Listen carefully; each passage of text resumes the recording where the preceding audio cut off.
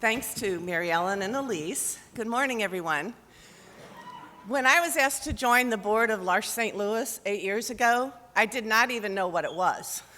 There was only one house and 3 core members at the time.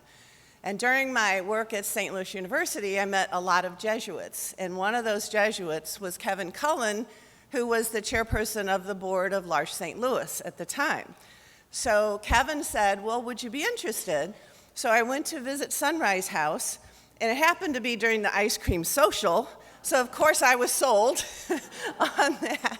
And I said, okay, Kevin, I think I'll join the board. This seems like a fun group and very nice people.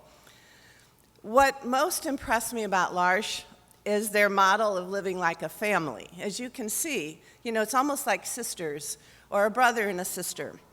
We all learn from each other with different abilities and strengths.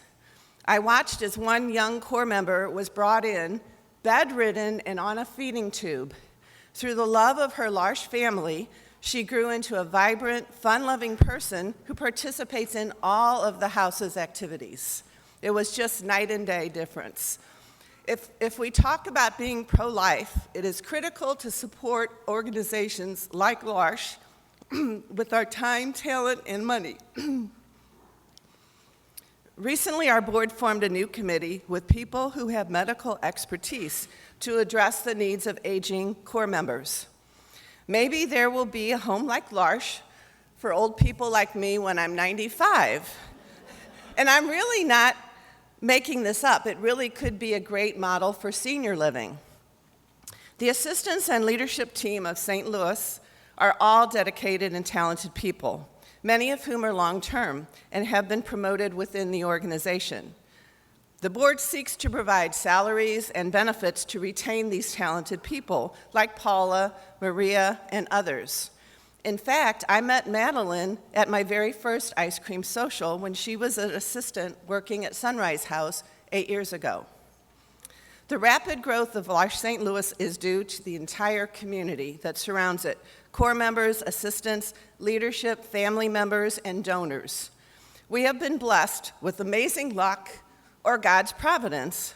When L'Arche St. Louis was desperate to locate appropriate and accessible space for activities, meetings, and offices, Paula received a phone call asking about our interest in the property at McKnight and Litzinger.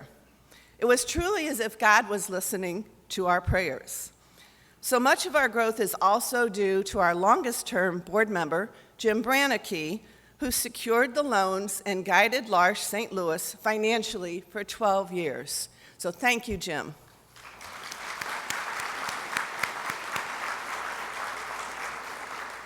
I invite you to come to a community night this fall or to the ice cream social, which this year will be on August the 12th, a Saturday afternoon.